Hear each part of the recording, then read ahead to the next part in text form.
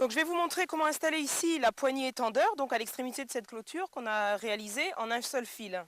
Donc plutôt que d'utiliser un piquet bois comme on l'a fait sur la barrière Techno Spider, on utilise uniquement un piquet socle amarre, donc un peu plus rigide comme on l'a vu qu'un piquet fibre de verre simple, qui permettra d'ouvrir la barrière à cet endroit, et le piquet socle amarre donc garantit une bonne rigidité pour un seul fil. Donc allons-y, je voulais vous montrer donc pour mémoire l'élasticité toujours de la clôture, hein, la souplesse grâce au ressort, et aux angles là-bas donc on a positionné des poulies. Alors allons-y, je vais défaire le nœud provisoire que j'avais fait sur ce piquet, en prenant garde donc de conserver une bonne distance de fil pour avoir du râpe donc sur la poignée tendeur, puisque c'est l'objectif de cette poignée. Donc pour placer le fil sur la poignée tendeur, je le place dans le trou ici, je passe le fil dans le trou et je vais garder à peu près 20-25 cm avant d'enrouler, donc pour faire mon nœud de terminaison. Alors ensuite, je vais enrouler autour de ce tambour le fil, mais pour ça, c'est plus facile de se mettre sous tension. Donc je vais faire un premier tour, voilà, pour donner la bonne orientation. Et allons-y, je tourne. Donc si on fait à peu près 15 tours, on obtient 1 mètre autour du tendeur.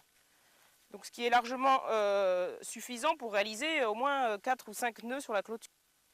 Donc là, on va faire que 7 ou 8 tours hein, pour le besoin de la vidéo. On ne va pas vous montrer comment tourner, vous avez compris le principe. Voilà, et quand j'arrive à la fin, il ne faut pas oublier de faire quelques tours autour de cette autre extrémité, donc de l'autre tambour, afin de faire la connexion, puisque c'est là qu'on a la connexion pour prendre le jus. Donc je vais faire 2 tours et je vais voir si ma tension est correcte. Donc pour ça, je vais utiliser, je fais un tour de plus, mais je vais utiliser donc le même moyen que tout à l'heure, à savoir notre ressort, donc que je tire et je vérifie lorsque j'arrive donc de la tension. Vous vous rappelez, un diamètre 1,6 correspond à 15 kg de tension. Donc là, je peux faire 2-3 tours de plus pour ajuster la tension. Alors allons-y, 1 tour,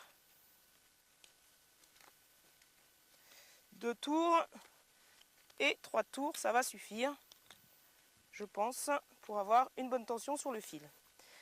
Allons-y, j'attache ma poignée et je termine le nœud ici, comme d'habitude. Bien sûr la possibilité de reprendre, puisque c'est l'objectif. Voilà, donc là vous avez une poignée très solide, la plus solide que vous ayez jamais trouvée, qui vous durera le temps de votre clôture, c'est-à-dire plus de 20 ans.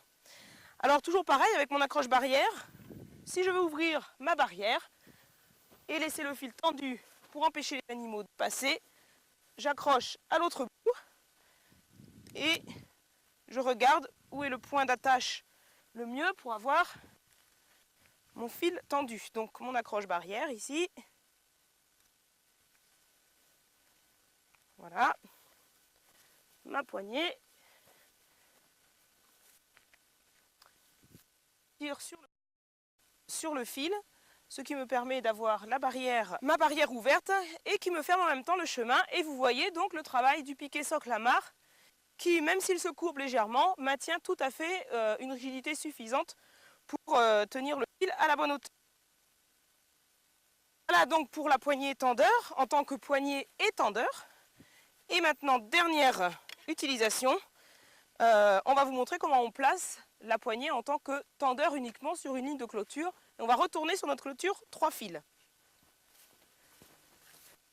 Alors voilà, ici j'ai positionné mon tendeur à côté du ressort. Donc j'ai attaché la boucle du ressort et celle de la tringle à la poignée tendeur. Et j'achève de tendre, d'ajuster la tension, donc en m'aidant avec le poids de mon corps, en faisant les 2 tours autour du petit tambour et en s'assurant de bien terminer le tour vers le milieu, ce qui garantit une meilleure solidité encore. Donc je termine mon fil, comme d'habitude, en faisant un nœud tout autour du fil. Voilà. Et tant qu'on est sur les ressorts, encore, j'en profite pour vous lancer un message de sécurité. Toujours sur les ressorts, faites attention lorsque vous les utilisez, car il y a énormément d'énergie déployée dans ces ressorts lorsqu'ils sont tendus. Donc prenez toujours garde, faites attention lorsque vous les utilisez. Donc voilà notre clôture terminée. Elle arrête nos animaux, elle est efficace dans ce sens et ne nous empêche pas, nous éleveurs, de surveiller notre troupeau tout en circulant.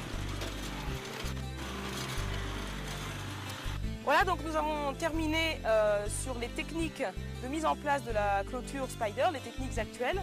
Et nous espérons, si ce n'est pas le cas à la fin de cette vidéo, vous montrer les évolutions futures et les nouvelles techniques et les évolutions qui sont adaptables dans toutes les conditions dans une prochaine vidéo. Donc en attendant, bon courage et à bientôt, bonne clôture.